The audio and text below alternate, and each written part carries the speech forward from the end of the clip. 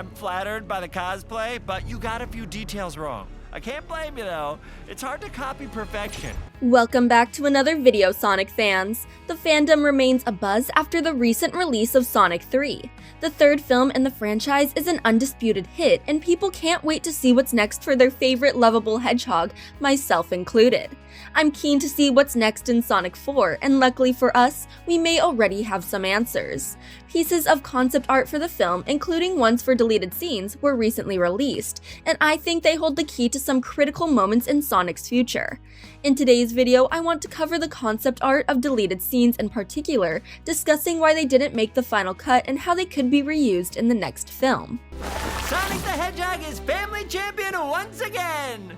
Number 1. Knuckles and Tails in Paris. Knuckles and Tails find themselves in Paris in one of the concept arts. They ride together on a scooter wearing helmets featuring the French flag, with people running in all directions and cars thrown into nearby buildings. Knuckles drives the scooter looking determined, while Tails frantically looks behind them as they're chased down by a massive ball of debris. The ball appears to be made from objects on a city street, such as trash, signs, and car parts. At first glance, the scene reminds me of ones found in Indiana Jones movies, where Indiana flees from similar traps. However, it's more likely the scene references a past game titled Sonic Generations. In that game, a similar ball of debris is created by Silver the Hedgehog. The Sonic films always nod to previous games and add Easter eggs for longtime fans. However, the writers may have decided that this Easter egg would be better suited for a future film featuring Silver. It's also worth mentioning that Team Sonic finds themselves in Japan and England in the final film. They never found themselves in France, where this concept art took place. Since the location was scrapped entirely, all scenes pertaining to it likely were too. Ready for a little base of ball? Deep breath. 1, 2, 3!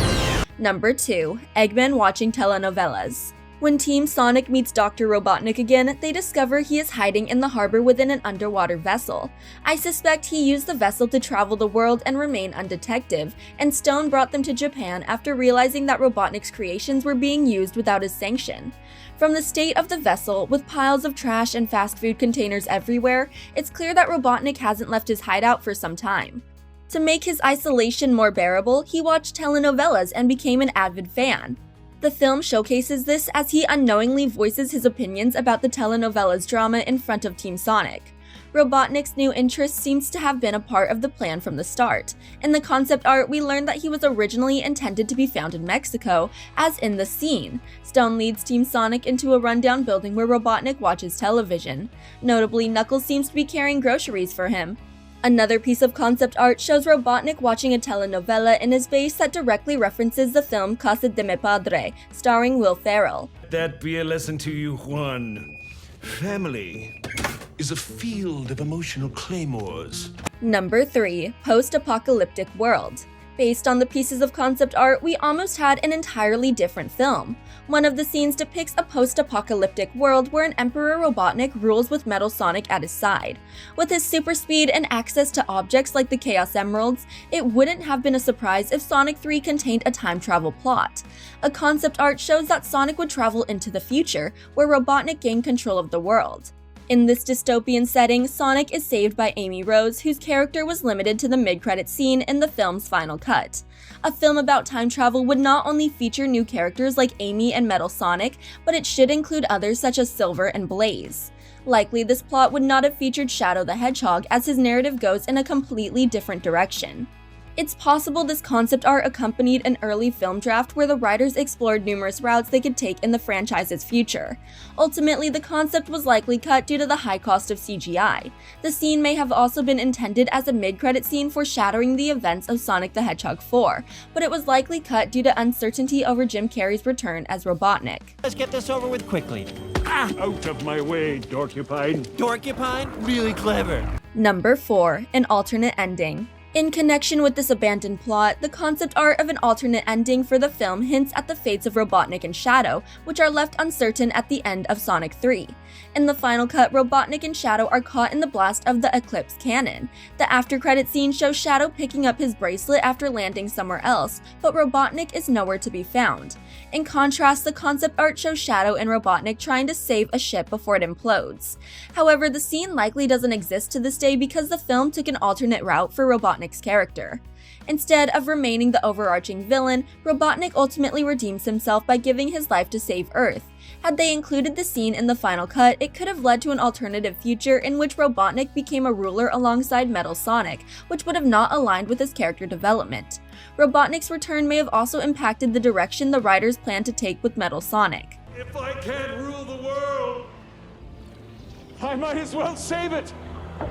Number 5. Amy Rose. While most would expect Silver the Hedgehog to debut when introducing the concept of time travel into the franchise, this concept art alludes to Amy Rose being the introduction instead.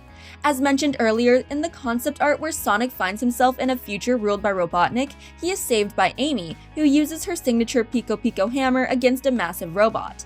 Amy may come from the future or an alternate timeline where Robotnik achieves his goals. The actual mid-credit scene adds evidence to this theory, as Amy knew exactly where to find Sonic in New York and had no trouble dispatching numerous copies of Metal Sonic. She may have traveled from the future to find Sonic, knowing he's the only one who stands a chance of stopping Robotnik. If she hails from a dystopian world, her mettle as a warrior and obvious confidence in battle makes all the more sense. Unfortunately, if she needed to travel to the past to find Sonic, something bad may befall him in her timeline. Number 6. The Golden Quill. There are other minuscule details worthy of mentioning within the concept arts. One such thing is the appearance of a golden quill used by Robotnik. He is depicted holding the golden quill, likely powered by Supersonic's energy. Most of us know that Supersonic is an enhanced state Sonic achieves when harnessing the power of the Chaos Emeralds. In this state, Sonic is faster, stronger, nearly invulnerable, and receives the power of flight.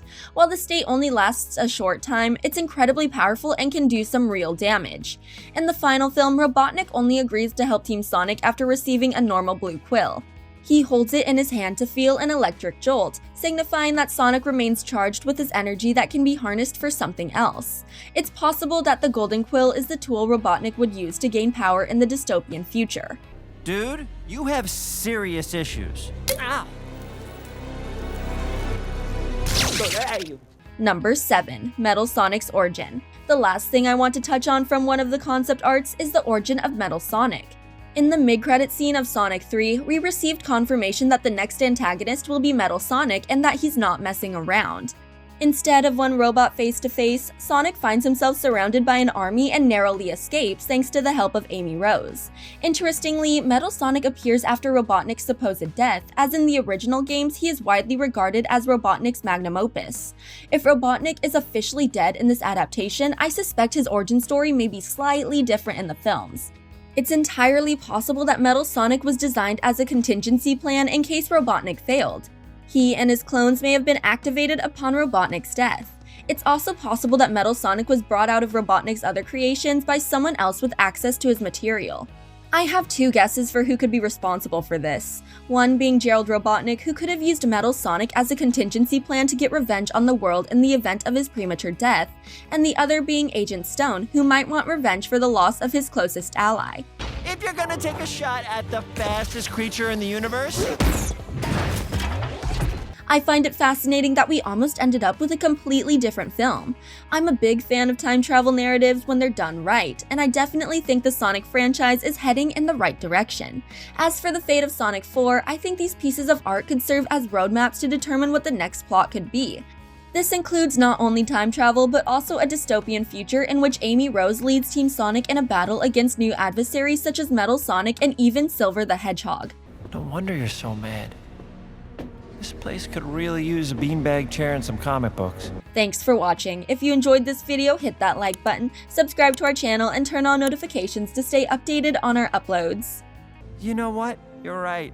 I should be more trusting. I mean, you've only tried to kill me twice.